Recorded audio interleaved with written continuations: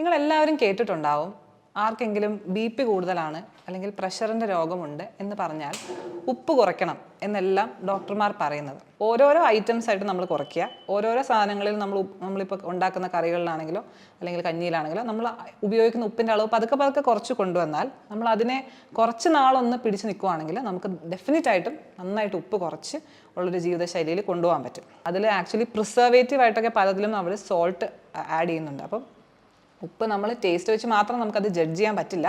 അതുകൊണ്ട് processed and packaged foods maximum കുറയ്ക്കുക. പഴങ്ങളും പച്ചക്കറികളും എത്രയധികം കഴിക്കാവോ അത്രയും കഴിക്കുക. മൊത്തത്തിൽ അതുള്ള നമ്മുടെ ഭക്ഷണത്തിൻ്റെ അളവ് നന്നായിട്ട് നിയന്ത്രിക്കുക. ഇത്രയും കാര്യങ്ങൾ ചെയ്ത് കഴിഞ്ഞാൽ നമുക്ക് ഉപ്പിൻ്റെ അളവ് നമ്മുടെ ആവശ്യത്തിലേക്ക് നമുക്ക് കൊണ്ടുവരാൻ പറ്റും. നമസ്കാരം, ഞാൻ ഡോക്ടർ ഭാഗ്യ എസ്. ഇന്ന് നമ്മൾ സംസാരിക്കാൻ പോകുന്ന വിഷയം ഹൈ ബി പിയും ഉപ്പും തമ്മിലുള്ള ബന്ധത്തെ പറ്റിയാണ്. നിങ്ങളെല്ലാവരും കേട്ടിട്ടുണ്ടാവും, ആർക്കെങ്കിലും ബി പി കൂടുതലാണ് അല്ലെങ്കിൽ പ്രഷറിൻ്റെ രോഗമുണ്ട് എന്ന് പറഞ്ഞാൽ ഉപ്പ് കുറയ്ക്കണം എന്നെല്ലാം ഡോക്ടർമാർ പറയുന്നത്. എന്തുകൊണ്ടായിരിക്കും അങ്ങനെ പറയുന്നതെന്ന് നിങ്ങൾ ആലോചിച്ചിട്ടുണ്ടോ? നമ്മുടെ ശരീരത്തിൽ നമ്മൾ ഭക്ഷണത്തിൽ കൂടെ കഴിക്കുന്ന ഉപ്പിൻ്റെ അളവും ബ്ലഡ് പ്രഷർ അഥവാ ബി പിയും തമ്മിൽ ഒരു ഡയറക്റ്റ് ആയിട്ടുള്ളൊരു ബന്ധമുണ്ട്. ഇത് വളരെ കാലങ്ങളായി പല പല പഠനങ്ങളിലൂടെ 100-ലധികം പഠനങ്ങളിലൂടെ തെളിയിക്കപ്പെട്ടിട്ടുള്ള കാര്യമാണ്. നമുക്ക് കൂടുതലായിട്ട് നമ്മൾ ഉപ്പ് കഴിച്ചിട്ടുണ്ടെങ്കിൽ അതനുസരിച്ച് നമ്മുടെ ബി പിയുടെ അളവ് കൂടിയിരിക്കും എന്നുള്ളത്. ഹൈ ബി പി എന്ന് പറയുന്നത് വളരെ ഡേഞ്ചറസ് ആയിട്ടുള്ള ഒത്തിരി ആരോഗ്യ പ്രശ്നങ്ങൾ ഉണ്ടാക്കാവുന്ന ഒരു കാര്യമാണ്. ബി പി കൂടി നിൽക്കുന്നത് നമ്മളുടെ ഹാർട്ടിൻ്റെ ആരോഗ്യം, അതായത് കൂടുതൽ സാധാരണയായിട്ട് ഹാർട്ട് അറ്റാക്ക്, ഹാർട്ട് ഫെയിലിയർ ഉണ്ടാവാനുള്ള കാരണം ഉണ്ടാകും. അതുപോലെ തന്നെ കിഡ്നിയുടെ പ്രവർത്തനത്തെ ബാധിക്കും. കൂടുതൽ ബി പി കൂടി നിന്നാൽ കിഡ്നി ഫെയിലിയർ ഉണ്ടാവാനുള്ള സാധ്യതയുണ്ട്. അതുപോലെ ബ്രെയിനിൻ്റെ പ്രവർത്തനത്തെ ബാധിച്ച് സ്ട്രോക്ക് ഉണ്ടാവാനുള്ള സാധ്യതയുണ്ട്. അപ്പോൾ അതെല്ലാം ഈ ബി പിയുടെ അളവുമായിട്ട് കോറിലേറ്റ് ചെയ്തിരിക്കുകയാണ്. അപ്പോൾ എത്ര കൂടുതൽ ബി പി നമുക്കുണ്ടോ ഈ രോഗങ്ങളെല്ലാം വരാനുള്ള സാധ്യത അത്രയും കൂടുതലായിരിക്കും. അതുകൊണ്ടാണ് ബി പി എത്രമാത്രം കുറയ്ക്കാമോ അത്രയും നല്ലതാണ് എന്ന് നമ്മൾ പറയുന്നത്. അപ്പം ബി പി എന്ന് പറയുന്നത് നമ്മുടെ ശരീരത്തിൻ്റെ ഓരോരോ പ്രത്യേകതകൾ അനുസരിച്ചാണ്. സാധാരണയായിട്ടും ആൾക്കാർക്ക് ബി പി ഉണ്ടാകുന്നത് പ്രായം കൂടുമ്പോഴാണ് നമ്മൾ കാണാറുണ്ട്. അപ്പോൾ അതൊരു വളരെ അധികം തെളിയിക്കപ്പെട്ടുള്ള കാര്യമാണ്. പ്രായം കൂടുന്നതനുസരിച്ച് നമ്മുടെ ബി പി സാധാരണയായി കൂടിയിരിക്കും. അതുപോലെ തന്നെ നമ്മുടെ ശരീരത്തിൻ്റെ പല പല ജനിതക ഘടനകൾ, വെയിറ്റ്, നമ്മുടെ കിഡ്നിയുടെ പ്രവർത്തനം, ഇതൊക്കെ അനുസരിച്ചായിരിക്കും ഓരോരുത്തരുടെ ബ്ലഡ് പ്രഷർ ഇരിക്കുന്നത്. പക്ഷേ അതിൽ ഏറ്റവും ഇമ്പോർട്ടൻ്റ് ആയിട്ടുള്ള കാര്യം എന്ന് പറയുന്നത് നമ്മൾ ഭക്ഷണത്തിൽ കൂടെ കഴിക്കുന്ന ഉപ്പിൻ്റെ അളവും ഇതേപോലെ തന്നെ നമ്മുടെ ബി പിയെ തീരുമാനിക്കുന്ന ഒരു ഇമ്പോർട്ടൻ്റ് ആയിട്ടുള്ള ഘടകമാണ്. അപ്പം നമുക്ക് നമ്മുടെ പ്രായത്തിനെയോ നമ്മുടെ ശരീരഘടനയെയോ നമ്മുടെ ജെനറ്റിക്സിനെയോ നമ്മുടെ കിഡ്നി ഫംഗ്ഷനെയോ ഒന്നും മാറ്റാൻ പറ്റത്തില്ല. പക്ഷേ നമുക്ക് മാറ്റാൻ പറ്റുന്ന ഒരു കാര്യമാണ് നമ്മൾ ഭക്ഷണത്തിൽ കൂടെ കഴിക്കുന്ന ഉപ്പിൻ്റെ അളവ്. അതുകൊണ്ടാണ് നമ്മൾ ബി പി ഉള്ള ഒരാളാണെന്ന് പറയുമ്പോൾ തന്നെ നമുക്ക് ഉപ്പിൻ്റെ അളവ് കുറച്ചുകൊണ്ട് വളരെ ഈസി ആയിട്ട് നമുക്ക് അതിനെ മോഡിഫൈ ചെയ്യാൻ പറ്റുന്ന ഒരു റിസ്ക് ഫാക്ടറാണ് എന്ന് പറയുന്നത്. ഈ ഉപ്പ് അല്ലെങ്കിൽ സോഡിയം ക്ലോറൈഡ് എന്ന് പറയുന്നത് നമ്മൾ സാധാരണ ടേസ്റ്റിന് വേണ്ടി നമ്മുടെ ഭക്ഷണത്തിൽ ഉപയോഗിച്ച് തുടങ്ങിയ ഒരു വസ്തുവാണ്. അപ്പോൾ ഇത് നമ്മുടെ പ്രാചീന മനുഷ്യരൊക്കെ ശരിക്കും പറഞ്ഞാൽ ഉപ്പ് ഉപയോഗിച്ചിരുന്നില്ല. ഉപ്പ് നമ്മൾ കുറേ ഹ്യൂമൻസ് ഇവോൾവ് ചെയ്ത അനുസരിച്ച് നമ്മൾ പ്രകൃതിയിൽ നിന്ന് സെപ്പറേറ്റ് ചെയ്തെടുത്ത ഒരു കോമ്പണൻ്റ് ആണ്. അപ്പം വളരെ ട്രൈബൽ ആയിട്ടുള്ള കുറേ ആൾക്കാർ നമ്മുടെ ബ്രസീലിലൊക്കെ ഉള്ള പല ട്രൈബൽ പോപ്പുലേഷൻ ഇപ്പോഴും ഉപ്പ് ഉപയോഗിക്കാതെ ജീവിക്കുന്നവരുണ്ട്. അപ്പോൾ അവരുടെയൊക്കെ നോർമൽ ബി പി എടുത്ത് നോക്കിക്കഴിഞ്ഞാൽ നമ്മളിപ്പോൾ കാണുന്ന ഈ 120/80 അതാണല്ലോ നമ്മുടെ നോർമൽ ബി പി എന്ന് പറയുന്നത്. അതിലും വളരെ താഴെയാണ് ആ ട്രൈബൽ ഗ്രൂപ്പുള്ള ആൾക്കാരുടെ ബ്ലഡ് പ്രഷർ. കാരണം അവരുടെ സാധാരണ ജീവിതത്തിൽ അവർ ഉപ്പ് എന്ന് പറയുന്ന സാധനമേ ഉപയോഗിക്കുന്നില്ല. അപ്പം നമ്മൾ ഉപ്പ് ഉപയോഗിച്ചില്ലെങ്കിലും നമുക്ക് സത്യം പറഞ്ഞാൽ ഒരു പ്രശ്നം ഉണ്ടാകത്തില്ല. അപ്പോൾ ഉപ്പ് നമ്മൾ മാനുഷികമായിട്ട് നിർമ്മിച്ചെടുത്ത് നമ്മുടെ ടേസ്റ്റിന് വേണ്ടി നിർമ്മിച്ചെടുത്ത് ഇത്രയും കാലങ്ങളായിട്ട് നമ്മൾ ഉപയോഗിച്ച് പോകുന്ന ഒരു വസ്തുവാണ്. അപ്പോൾ ഉപ്പ് നമ്മുടെ ബോഡിയിൽ കൂടുതലായിട്ട് ഉപയോഗിച്ചാൽ നമുക്ക് ബി പി കൂടും എന്ന് ഞാൻ ഒന്ന് പറഞ്ഞു. അത് മാത്രമല്ല, ഉപ്പ് മാത്രം കൊണ്ട് ഒരുപാട് എക്സസ് ആയിട്ട് നമ്മൾ സോൾട്ട് ഉപയോഗിച്ച് കഴിഞ്ഞാൽ ഉണ്ടാകുന്ന വേറെ പ്രശ്നങ്ങളും ഉണ്ട്. കാരണം പല പഠനങ്ങളും തെളിയിക്കുന്നത് നമ്മൾ ആവശ്യത്തിലധികം ഉപ്പ് ഉപയോഗിച്ച് കഴിഞ്ഞാൽ നമ്മുടെ ഹാർട്ടിൻ്റെ സ്ട്രക്ചർ തന്നെ ചെറിയ വ്യത്യാസങ്ങൾ ഉണ്ടാവുകയും ഹാർട്ട് ഫെയിലിയർ ഉണ്ടാകാനുള്ള സാധ്യത ഉണ്ടാവുകയും ചെയ്യും. അതുപോലെ തന്നെ നമ്മുടെ ശരീരത്തിലെ എല്ലുകളുടെ ബലം കുറഞ്ഞ ഓസ്റ്റിയോപൊറോസിസ് എന്നുള്ള രോഗത്തിൻ്റെ ഒരു റിസ്ക് ഫാക്ടറാണ്. അതുപോലെ എക്സസീവായിട്ട് ഉപ്പ് ഉപയോഗിച്ചാൽ നമ്മുടെ കിഡ്നിയിൽ സ്റ്റോണുകൾ ഉണ്ടാകാനുള്ള സാധ്യത കൂടുതലാണ്. ഗ്യാസ്ട്രിക് അല്ലെങ്കിൽ വയറിനുള്ളിലുള്ള ക്യാൻസർ, ഇതുമായിട്ടൊക്കെ അമിതമായിട്ടുള്ള ഉപ്പ് ഉപയോഗത്തിന് ബന്ധമുണ്ട്. അപ്പോൾ ഇതിൽ നിന്നൊക്കെ നമുക്ക് മനസ്സിലാക്കാൻ പറ്റുന്ന കാര്യം എന്ന് പറഞ്ഞാൽ ഈ ഉപ്പ് എന്ന് പറയുന്ന സാധനം നമ്മൾ മാക്സിമം കുറച്ച് ഉപയോഗിക്കേണ്ട ഒരു വസ്തുവാണ്. പ്രത്യേകിച്ചും BP ഉള്ളവർക്ക്. കാരണം ഉപ്പിൻ്റെ അളവ് എത്രമാത്രം നമ്മൾ കുറയ്ക്കുന്നോ അത്രമാത്രം നമ്മുടെ ബ്ലഡ് പ്രഷർ കുറഞ്ഞിരിക്കുകയും അതേപോലെ ഈ ബ്ലഡ് പ്രഷർ എത്രമാത്രം കുറഞ്ഞിരിക്കുന്നോ ഈ BP കൊണ്ടുണ്ടാകുന്ന രോഗങ്ങളുടെ എല്ലാത്തിൻ്റെ സാധ്യത അത്രമാത്രം കുറഞ്ഞിരിക്കുകയും ചെയ്യും. ഇനി ഈ എല്ലാ ആൾക്കാർക്കും നമ്മൾ ഉപ്പ് നമ്മുടെ ഭക്ഷണത്തിൽ കുറച്ചാൽ ഒരേപോലെ അല്ല BP കുറയുന്നത്. ചില ആൾക്കാർക്ക് ഉപ്പ് കുറച്ചാൽ പെട്ടെന്ന് നന്നായിട്ട് BP കുറയുന്നതായിട്ട് കാണാൻ പറ്റും. ചിലർക്ക് നമ്മൾ എത്ര ഉപ്പ് കൺട്രോൾ ചെയ്താലും BP അധികം കുറയില്ല. അപ്പോൾ അതെന്ന് പറഞ്ഞാൽ സോൾട്ട് സെൻസിറ്റിവിറ്റി എന്ന് പറയുന്നതാണ്. അത് ഓരോരുത്തർക്കും വ്യത്യാസപ്പെട്ടിരിക്കും. പൊതുവേ പറയുകയാണെങ്കിൽ ഒരു നോർമൽ BP ഉള്ള ഒരാൾക്ക് നമ്മൾ എത്ര ഉപ്പ് കുറച്ചാലും അധികം ഒന്നും BP കുറയാൻ പോകുന്നില്ല. പക്ഷേ ഒരു ഹൈപ്പർ ടെൻഷൻ ഉള്ള ഒരാൾക്ക്, അതായത് BP കൂടിയിരിക്കുന്ന ഒരാൾക്ക് നമ്മൾ ഭക്ഷണത്തിൽ ഉപ്പ് കുറച്ച് കഴിഞ്ഞാൽ അവരുടെ BP കൂടുതലും നന്നായിട്ട് കുറയുന്നതായിട്ട് കാണാം. അപ്പോൾ അവർക്ക് കൂടുതൽ സോൾട്ട് സെൻസിറ്റിവിറ്റി ഉണ്ട്. അതേപോലെ തന്നെ പ്രായം കൂടിയ ആൾക്കാർക്കും ഉപ്പ് കുറച്ചാൽ പെട്ടെന്ന് BP കുറയും.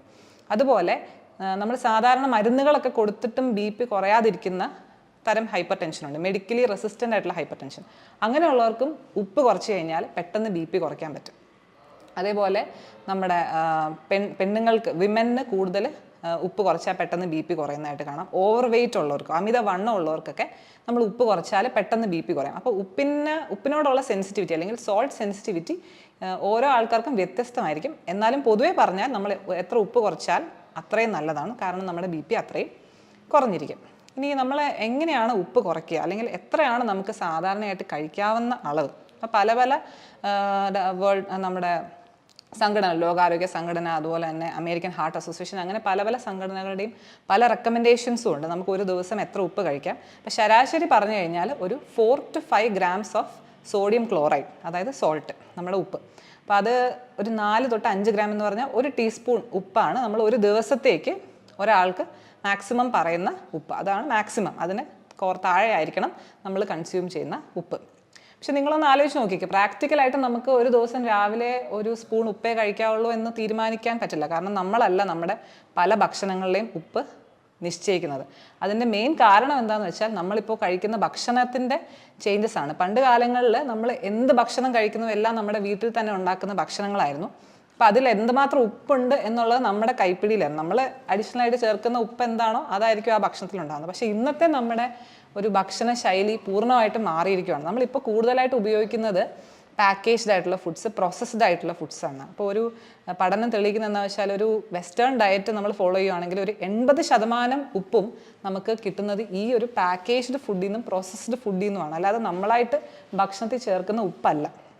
അപ്പോൾ അതുകൊണ്ട് നമുക്ക് നമ്മുടെ ദൈനംദിന ജീവിതത്തിൽ ഉപ്പ് നമുക്ക് റെസ്ട്രിക്റ്റ് ചെയ്യണമെങ്കിൽ ഏറ്റവും നല്ല മാർഗം എന്ന് പറഞ്ഞാൽ ഈ പ്രോസസ്ഡ് ആൻഡ് പാക്കേജ്ഡ് ഫുഡുകൾ എത്രമാത്രം കുറയ്ക്കാമോ അല്ലെങ്കിൽ എത്രമാത്രം കഴിക്കാതിരിക്കാമോ അത്രയും നല്ലത്. നമ്മൾ പൊതുവെ ഒരു റെസ്റ്റോറൻറ്റിൽ പോയിട്ട് കഴിച്ചാലും അവിടെ ഉണ്ടാക്കുന്ന ഫുഡിലാണെങ്കിൽ പോലും നമ്മൾ സാധാരണ ഇടുന്നതിന് ഒരുപാട് ഇരട്ടി സോൾട്ടാണ് അവർ അതിൽ ചേർക്കുന്നത്. അപ്പം റെസ്റ്റോറൻറ്റ്സ് എന്നുള്ള ഭക്ഷണം, പാക്കേജ്ഡ് ഫുഡ്, പ്രത്യേകിച്ച് ഫ്രൈഡ് ആയിട്ടുള്ള ഫുഡ്, ചിപ്സ്, പിന്നെ നമ്മൾ സാധാരണ കഴിക്കുന്ന നൂഡിൽസ്, അതുപോലെ സിറിയൽ, നമ്മൾ ഈ കെല്ലോഗ്സിൻ്റെയൊക്കെ സിറിയൽസ് കഴിക്കുമല്ലോ, അതുപോലെ തന്നെ നമ്മൾ കഴിക്കുന്ന എല്ലാ തരം പിക്കിൾസ്, ക്യാൻഡ് ഫുഡ്, സോസേജസ്, നമ്മൾ യൂഷ്വലി ഉപയോഗിക്കുന്ന എന്ത് റെഡി ടു കുക്ക് ആയിട്ടുള്ള ഫുഡ് ഐറ്റംസിലെല്ലാം അധികമായിട്ടുള്ള സോൾട്ട് ആഡഡ് ആയിട്ടുണ്ട്. അത് മാത്രമല്ല, പലപ്പോഴും നമ്മൾ കാണാറുണ്ട് പ്രായമായി കഴിഞ്ഞാൽ ആൾക്കാർ എപ്പോഴും കഞ്ഞിയിലേക്കാണ്. അപ്പം കഞ്ഞി കുടിക്കുക എന്നുള്ള നമ്മുടെ കേരളീയരുടെ ഒരു ശീലമാണ്. ഈ കഞ്ഞിക്കകത്ത് നമ്മൾ പൊതുവേ എല്ലാ പ്രായമായവർക്കും ടേസ്റ്റ് ചിലപ്പോൾ കുറവായിരിക്കും. അവർക്ക് പ്രായമാകുമ്പോൾ ഒന്നിനും രുചിയില്ലാന്ന് തോന്നിയിട്ട് അവർ അഡീഷണലായിട്ട് ഒത്തിരി ഉപ്പ് ചേർക്കുന്നതായിട്ട് കാണാറുണ്ട്. അപ്പോൾ അതും വേറൊരു വലിയ ഒരു പ്രശ്നമാണ്. കാരണം നമ്മളല്ലാതെ തന്നെ കഴിക്കുന്ന ഭക്ഷണത്തിൽ ഒരുപാട് ഉപ്പുണ്ട്. അതിൻ്റെ കൂടെ നമ്മളായിട്ട് കൂടുതൽ ഉപ്പ് ചേർത്ത് കഴിക്കുന്നത് ഒട്ടും നല്ലതല്ല. പിന്നെ അതിൻ്റെ കൂടെ തന്നെ കഞ്ഞിയുടെ കൂടെ പൊതുവെ എല്ലാവരും കഴിക്കുന്ന സാധനങ്ങളാണ് പപ്പടം, അല്ലെങ്കിൽ അച്ചാർ, അല്ലെങ്കിൽ ഉണക്കമീൻ. ഇതെല്ലാം കുറച്ച് ടേസ്റ്റിന് വേണ്ടി കഴിക്കുന്നതാണെങ്കിൽ പോലും അതിലെല്ലാം അമിതമായിട്ടുള്ള ഉപ്പിൻ്റെ അളവുണ്ട്. അപ്പോൾ പ്രത്യേകിച്ചും പ്രായമായവർക്കാണ് കൂടുതൽ ഈ ബ്ലഡ് പ്രഷർ കൂടി നിൽക്കുന്ന അവസ്ഥ ഉണ്ടാകുന്നത്. അതുകൊണ്ട് അവർക്ക് പ്രത്യേകിച്ച് ഇങ്ങനെയുള്ള ഭക്ഷണ രീതികളിൽ നിന്ന് മാറ്റം വരുത്തുന്നത് തന്നെയാണ് നമ്മൾ ഉപ്പ് കുറയ്ക്കാൻ ഏറ്റവും നല്ലത്. അപ്പം പലരും വിചാരിക്കും നമ്മൾ ഇങ്ങനെയൊക്കെ ഉപ്പ് കുറച്ചാൽ നമ്മൾ എങ്ങനെ ടേസ്റ്റോട് കൂടി ഭക്ഷണം കഴിക്കും എന്നൊക്കെ. പക്ഷേ നമ്മൾ മനസ്സിലാക്കേണ്ട ഒരു കാര്യം എന്ന് വെച്ചാൽ നമുക്ക് ഉപ്പിനോടുള്ള നമ്മുടെ ടേസ്റ്റ് എന്ന് പറഞ്ഞാൽ നമ്മളത് ശീലിക്കുന്ന അനുസരിച്ചുള്ളൊരു ശീലം മാത്രമാണ്. ഒരുപാട് പഠനങ്ങളൊക്കെ നടത്തിയിട്ടുണ്ട്. അപ്പോൾ ഒരു 14 ദിവസം, ഒരു 2 ആഴ്ച നമ്മൾ കുറച്ചൊരു ഭക്ഷണം കഴിച്ചു കഴിഞ്ഞാൽ നമ്മൾ അതിനോട് അഡാപ്റ്റ് ആവും എന്നുള്ളതാണ് എല്ലാ പഠനങ്ങളും തെളിയിക്കുന്നത്. അത് കഴിഞ്ഞ് കഴിയുമ്പോൾ നമുക്ക് അധികം ഉപ്പ് ഇല്ലാതെ തന്നെ നമുക്ക് കഴിക്കാൻ പറ്റും, ടേസ്റ്റോട് കൂടി തന്നെ കഴിക്കാൻ പറ്റും. നമ്മുടെ നാക്കിലുള്ള ടേസ്റ്റ് ബഡ്സിൻ്റെ ഒരു ശീലം മാത്രമാണ് ഈ അമിത ഉപ്പുമായിട്ട് നമ്മൾ പോയിക്കൊണ്ടിരിക്കുന്നത്. അപ്പോൾ അത് നമ്മൾ കുറച്ചൊന്ന് നമ്മൾ മനസ്സ് വെച്ചാൽ ഒരു 2 ആഴ്ച നമുക്ക് കുറച്ച് ടേസ്റ്റ് ഇല്ല എന്ന് തോന്നിയാൽ പോലും നമ്മൾ അതേ ഡയറ്റിനെ നമ്മൾ ഫോളോ ചെയ്ത് കഴിഞ്ഞാൽ നമുക്കത് കണ്ടിന്യൂ ചെയ്യാൻ പറ്റും. അപ്പോൾ നമ്മൾ എല്ലാം കൂടെ ഒന്നിച്ച് ചെയ്യണം എന്ന് വിചാരിക്കേണ്ട. ഓരോരോ ഐറ്റംസ് ആയിട്ട് നമ്മൾ കുറയ്ക്കുക. ഓരോരോ സാധനങ്ങളിൽ നമ്മളിപ്പോൾ ഉണ്ടാക്കുന്ന കറികളിലാണെങ്കിലോ അല്ലെങ്കിൽ കഞ്ഞിയിലാണെങ്കിലോ നമ്മൾ ഉപയോഗിക്കുന്ന ഉപ്പിൻ്റെ അളവ് പതുക്കെ കുറച്ച് കൊണ്ടുവന്നാൽ നമ്മൾ അതിനെ കുറച്ച് നാളൊന്ന് പിടിച്ച് നിൽക്കുകയാണെങ്കിൽ നമുക്ക് ഡെഫിനറ്റായിട്ടും നന്നായിട്ട് ഉപ്പ് കുറച്ച് ഉള്ളൊരു ജീവിതശൈലിയിൽ കൊണ്ടുപോകാൻ പറ്റും. ഇനി നമ്മൾ ഈ ഭക്ഷണത്തിൽ അടങ്ങിയിട്ടുള്ള ഉപ്പ് കുറയ്ക്കാനായിട്ട് പല ആൾക്കാരും ഇന്ദുപ്പ് ഉപയോഗിക്കുന്നതായിട്ട് കാണാറ്. ഇന്ദുപ്പ് എന്ന് പറഞ്ഞാൽ അതൊരു പൊട്ടാഷ്യം ക്ലോറൈഡാണ്. അപ്പം നമ്മുടെ ഈ ഉപ്പിൻ്റെ അകത്തുള്ള സോഡിയം ക്ലോറൈഡിലുള്ള സോഡിയമാണ് BP കൂടാനുള്ള കാരണമാകുന്നത്. അതുകൊണ്ട് പൊട്ടാഷ്യം ക്ലോറൈഡ് എന്ന് പറയുന്ന ഇന്ദുപ്പ് കഴിക്കുവാണെങ്കിൽ BP അധികം കൂടാറില്ല. അപ്പോൾ അത് ഉപയോഗിക്കുന്നതിന് മുമ്പ് നിങ്ങൾ എന്തായാലും ഡോക്ടറെ സമീപിച്ച് നിങ്ങൾക്ക് അത് കഴിക്കാമോ? കാരണം പല ആൾക്കാർക്കും കിഡ്നി രോഗങ്ങളുള്ളവർക്കൊക്കെ പൊട്ടാഷ്യത്തിൻ്റെ അളവ് കൂടിക്കഴിഞ്ഞാൽ അതൊരു പ്രശ്നമാണ്. അത് വളരെ ഡേഞ്ചറസ് ആയിട്ടുള്ളൊരു പ്രശ്നമാണ്. അതുകൊണ്ട് നമ്മൾക്ക് ഒരു കിഡ്നി രോഗങ്ങളൊന്നും ഇല്ലാത്ത ഒരാളാണ്, നോർമൽ ആളാണെങ്കിൽ മാത്രം, അതും പൂർണ്ണമായിട്ടും ഉപ്പിനെ റീപ്ലേസ് ചെയ്യണമെന്നില്ല, കുറച്ചൊക്കെ നമുക്ക് ഇന്ദുപ്പ് വേണമെങ്കിൽ ഉപ്പിന് പകരമായിട്ട് ഉപയോഗിക്കാം. ഇനി നമ്മുടെ ഉപ്പിൻ്റെ അളവ് നമ്മൾ ഭക്ഷണത്തിൽ കുറയ്ക്കുന്നതിന് ഒരു കാര്യം ഞാൻ പറഞ്ഞതുപോലെ തന്നെ ഈ അഡീഷണൽ ഓവറായിട്ടുള്ള ഉപ്പുള്ള സാധനങ്ങൾ കുറയ്ക്കുക. രണ്ടാമതായിട്ട് നമ്മുടെ ആഹാരം മൊത്തത്തിൽ കുറയ്ക്കുക എന്നുള്ളതാണ് വേറൊരു ഇമ്പോർട്ടൻ്റ് ആയിട്ടുള്ള കാര്യം. കാരണം പൊതുവെ എല്ലാവരും ഇപ്പം നമ്മൾ ആവശ്യത്തിലധികം ഭക്ഷണം കഴിക്കുന്നവരായിട്ടാണ് നമ്മൾ കാണാറ്. അപ്പം നമ്മൾ ടോട്ടൽ നമുക്ക് ആവശ്യമുള്ളതിലും അധികം ക്വാണ്ടിറ്റി ഭക്ഷണം നമ്മൾ കഴിക്കുമ്പോൾ അതനുസരിച്ച് ഡെഫിനറ്റായിട്ടും ഉപ്പിൻ്റെ അളവും കൂടി തന്നെ നിൽക്കും. അപ്പം നമ്മൾ കഴിക്കുന്ന ആഹാരത്തിൻ്റെ അളവ് നമ്മളൊരു അറ്റ്ലീസ്റ്റ് ഒരു 1/3 എങ്കിലും കുറയ്ക്കുവാണെങ്കിൽ, അല്ലെങ്കിൽ ഒരു പകുതിയായിട്ട് കുറയ്ക്കുവാണെങ്കിൽ നമ്മൾ കഴിക്കുന്ന ഉപ്പിൻ്റെ അളവ് സ്വാഭാവികമായിട്ടും പകുതിയായി കുറയും. അപ്പം അമിതമായിട്ട് ഭക്ഷണം കഴിക്കുന്നത് കുറയ്ക്കുക, അതും ഒരു ഉപ്പ് കുറയ്ക്കാനുള്ള ഒരു മാർഗം തന്നെയാണ്. മൂന്നാമതായിട്ട് നമുക്ക് ചെയ്യാൻ പറ്റുന്ന കാര്യമാണ് നമ്മൾ നന്നായിട്ട് പഴങ്ങളും പച്ചക്കറികളും അധികം കഴിക്കാന്നുള്ളത്. കാരണം എല്ലാ ഫ്രൂട്ട്സും വെജിറ്റബിൾസിലും എല്ലാം ഏറ്റവും കുറഞ്ഞ ഉപ്പുള്ള സാധനങ്ങളാണ്. അപ്പം ഫ്രൂട്ട്സ് ആൻഡ് വെജിറ്റബിൾസ് നമ്മുടെ ഡയറ്റിൽ നമ്മൾ എത്ര മാത്രം നമ്മൾ ഇൻക്ലൂഡ് ചെയ്യുന്നു. അപ്പം നമ്മൾ സാധാരണ റെക്കമെൻഡേഷൻസ് പറയുന്നത് ഒരു 4-5 സെർവിങ്സ് ഒക്കെ, അതായത് നമ്മൾ 3 നേരം ഭക്ഷണം കഴിക്കുമ്പോൾ 3 നേരത്തിലും പകുതിയോളം വെജിറ്റബിൾസും ഫ്രൂട്ട്സും ആയിരിക്കണം എന്നുള്ളതാണ് റെക്കമെൻഡേഷൻ. അപ്പം നമ്മൾ കഴിക്കുന്നത് നമ്മൾ ആലോചിച്ച് നോക്കിയാൽ അറിയാം, അതിൽ എത്രയോ കുറവാണ് നമ്മൾ കഴിക്കുന്ന പച്ചക്കറികളും പഴങ്ങളും പച്ചക്കറികളും എത്രമാത്രം നമുക്ക് കൂട്ടാവോ അത്രയും കൂട്ടുക. നമ്മൾ ഉപയോഗിച്ചുകൊണ്ടിരിക്കുന്ന ഈ പ്രോസസ്ഡ് ഫുഡ്, പാക്കേജ്ഡ് ഫുഡ്, അതെല്ലാം പൂർണ്ണമായിട്ട് ഒഴിവാക്കുക. മനസ്സിലാക്കേണ്ട ഒരു കാര്യം, നമ്മൾ കഴിക്കുന്ന ഈ പ്രോസസ്ഡ് ഫുഡിലൊക്കെ ഉപ്പിൻ്റെ അളവ് നമുക്ക് പലപ്പോഴും ടേസ്റ്റ് വെച്ച് നമുക്ക് മനസ്സിലാക്കാൻ പറ്റില്ല.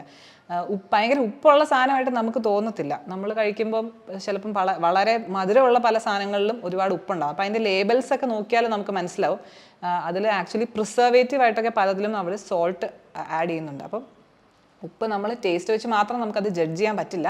അതുകൊണ്ട് processed and packaged foods maximum കുറയ്ക്കുക. പഴങ്ങളും പച്ചക്കറികളും എത്രയധികം കഴിക്കാവോ അത്രയും കഴിക്കുക. മൊത്തത്തിൽ അതുള്ള നമ്മുടെ ഭക്ഷണത്തിൻ്റെ അളവ് നന്നായിട്ട് നിയന്ത്രിക്കുക. ഇത്രയും കാര്യങ്ങൾ ചെയ്ത് കഴിഞ്ഞാൽ നമുക്ക് ഉപ്പിൻ്റെ അളവ് നമ്മുടെ ആവശ്യത്തിലേക്ക് നമുക്ക് കൊണ്ടുവരാൻ പറ്റും. അത് കാരണം നമുക്ക് BP നന്നായിട്ട് കൺട്രോൾ ചെയ്യാൻ പറ്റും. BP കൊണ്ടുണ്ടാവുന്ന എല്ലാ ആരോഗ്യ പ്രശ്നങ്ങളും ഈ BPയുടെ ലെവലിനെ ആശ്രയിച്ചാണ് ഇരിക്കുന്നത്. അതുകൊണ്ട് BP എത്രമാത്രം നമുക്ക് കുറച്ച് വെക്കാമോ അത്രയും കുറച്ച് വെക്കുന്നത് നമുക്ക് വളരെ ഈസി ആയിട്ട് ഈ വഴി കൂടെ ചെയ്യാൻ പറ്റും. അതോടെ നമ്മുടെ ആരോഗ്യം നന്നായിട്ട് മെച്ചപ്പെടും.